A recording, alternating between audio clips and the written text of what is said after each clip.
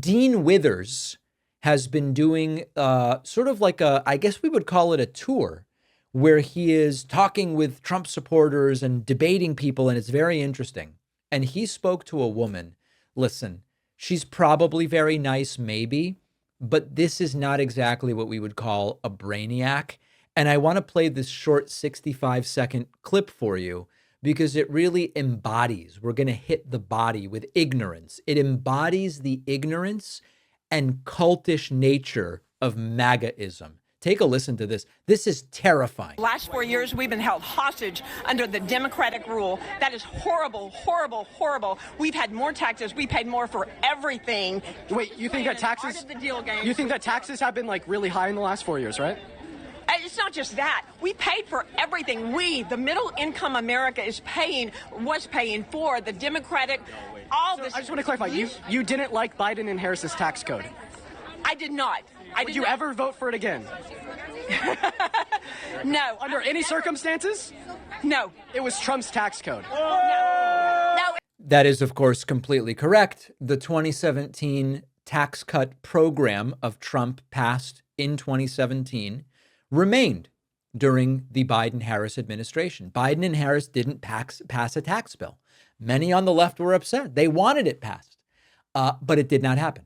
The tax code she's complaining about is the 2017 Trump tax plan. It was Obama's. It was Obama's. In 2017, Donald Trump passed the Tax Cuts and Jobs Act, in which was his tax code and set to expire this year, meaning under the entire Biden-Harris administration, we were under Donald Trump's tax code. You just told us that you hated that tax code and you never vote for it again under any circumstances. I would never vote for a Democratic regime ever. So it had nothing to do with what they were doing and all to do with the fact that they're Democrats. Party over country every single day you're a member of a cult.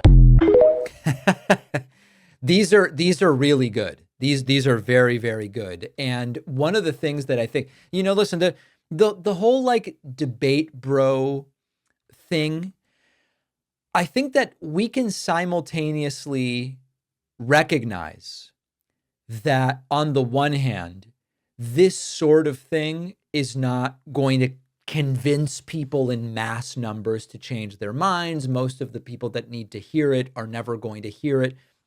Okay. At the same time, I do think that when a lot of these talking points fall so obviously flat, I hate the tax code of Biden. Biden didn't do any tax plan. It was Trump's. When some of these basics fall so flat, it can do two things that I think are useful. One, it can give more people on the side of the facts ammunition with which to rebut some of these talking points from other people. And I do think that that's useful.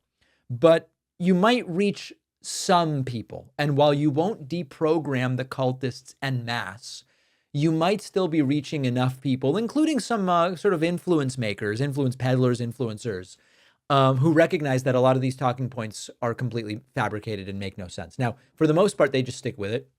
Remember, hold on, do I have it here? They're eating the cats. No, I don't. Remember with the whole, they're eating the cats, they're eating the dogs. Even after they were called out, they just kept repeating it. And JD Vance even said, oh, no, we're gonna keep repeating it just because we want the media to pay attention.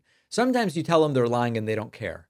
But this sort of thing, where such basic talking points like Biden's taxes were terrible, there were no Biden taxes, it can hit some of the folks who do care a little bit more about reality, and they can actually say, that actually is not true. And it can shift the dialogue a little bit. It's mostly just entertainment, but I do think that there is some positive impact from it. Let me know what you think about the whole debate bro thing. On the bonus show today, George Santos sentenced to 7 years in prison.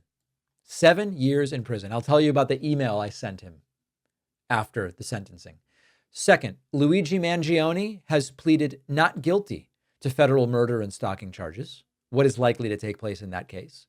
And finally, even Republicans are saying Trump's focused on the wrong stuff, completely focused on the wrong stuff. We'll look at that polling and much more when producer Pat joins me on the bonus show. Get instant access by signing up at joinpacman.com. Remember to subscribe to the YouTube channel. It costs nothing.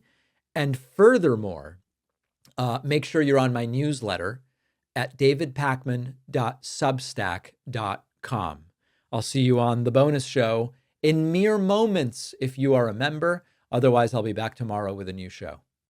Guys in my audience, I know you're tired of the chafing with traditional underwear. Our sponsor, Sheath, makes the most comfortable boxer briefs I've ever worn. If you're sick of the boxers that are too loose or the briefs that are too tight, Sheath is for you. Sheath underwear is designed with two special pouches in the front.